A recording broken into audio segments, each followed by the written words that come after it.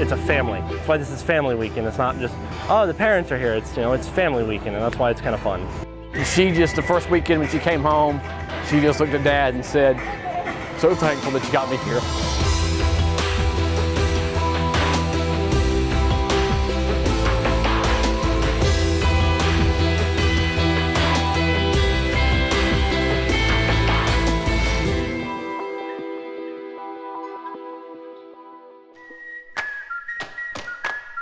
It's that time of year here on campus. We transition from summer's green to the wonderful colors of fall.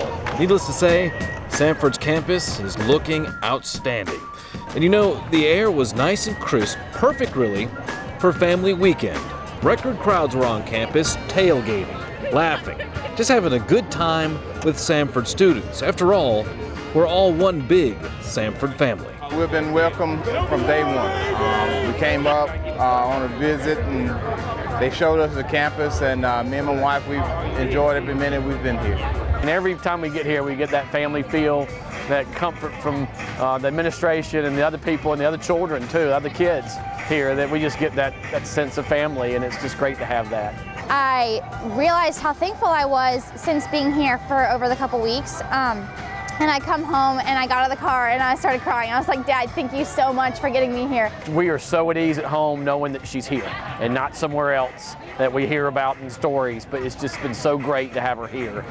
Amazing times and amazing stories. I'm Brad Radice, and this once again is the Samford Chronicle. And while we had all those families right here on campus, it was a perfect time for those families to see their loved ones' achievements. And for nursing students, a first, as the Ida V. Moffett School of Nursing held its first ever white coat ceremony. They were one of 100 schools across the country picked to receive funding to participate in this program from the Arnold P. Gold Foundation and the American Association of Colleges of Nursing. For the students, it's another step in their nursing career. This was just a great way to send us off into our clinicals. It's just having your faculty there, knowing that you have some support. Coming from Ida V. Moffett School of Nursing is just phenomenal, and I'm just really looking forward to my clinical experience moving forward.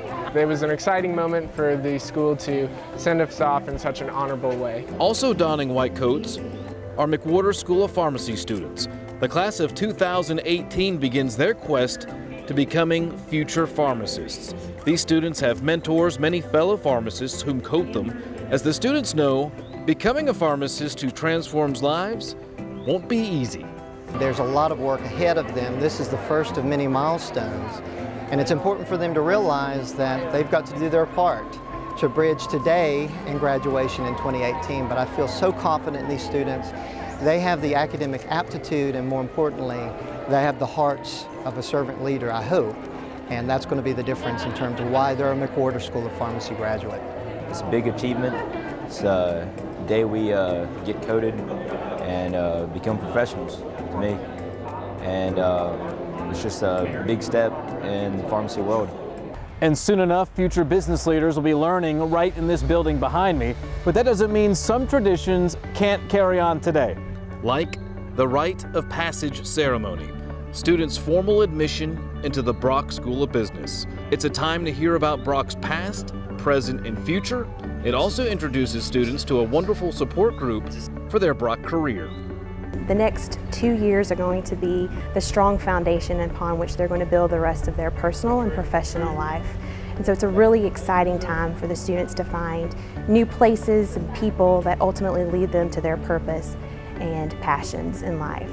One of the things we really value in this ceremony is the fact that the students hear from graduates, current students, as well as the current administration. And so the variety of perspectives is designed to help them understand the gravity of the fact that as juniors and seniors, they're becoming now part of a legacy of excellence and the opportunity for them to formally be part of the Brock School of Business family. As for Mr. Brock himself, he was on campus for the new building's topping out ceremony. He was able to sign this steel beam that will be placed at the building's highest point.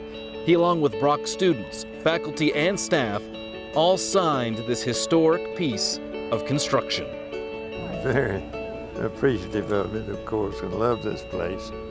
and it's just been a joy to be involved with it. Also in Brock, Dr. Darren White's sports marketing class had a special guest, Mr. Tracy Teague, who's a top executive with Nike in their basketball division. He was on campus giving some insights into Nike's strategy when it comes to marketing. The sports marketing program that Samford has is great as far as giving kind of a real world background for companies like Nike or really anyone in the sport industry. Dr. White and I have talked a lot about just the real difference of not just learning business and getting a great background in business, but then applying that to the business of sport. You know, there's so much money generated and so much business that is built around sports business. To have a curriculum that is focused specifically around the business of sport, I think is fantastic. It'll give these kids a great advantage, I think, once they get out into the marketplace. Mr. Teague has a son that's attending Samford. He's playing baseball for the Bulldogs. He was also instrumental in our Sam, Not Stan campaign. And it's speakers like that that make the academic experience here at Samford so wonderful. And the Davis Lecture continues its contribution to that. This year, Samford's Center for Science and Religion, along with the Howard College of Arts and Sciences, welcomed noted author Stephen Post. He presented on his research on benevolent love and compassionate care at the interface of science, health, spirituality, and philanthropy. Also, with the support from the Lilly Fellows Program in Humanities and the Arts, Samford hosted the Teaching the Christian Intellectual Tradition Conference. Keynote speakers for the event included Peter Kaufman of the University of Richmond and Kristen Johnson of Western Theological Seminary. They take away, Augustine can be used in several ways to address contemporary political problems, from the polarization we experience in this country to the frustrations we experience abroad. It can also be used, and this would be my preference, to have us think outside the box and think of completely alternative, utterly alternative ways of doing what we now do pretty badly, which is try to provide a safety net for the disadvantaged here at home and sell what we think of as a marketable democracy abroad. So as you can see, exciting things are happening here at Samford University. Remember to catch up on all campus news, head to samford.edu. Till next time, I'm Brad Radice, and you've been watching the Samford Chronicle.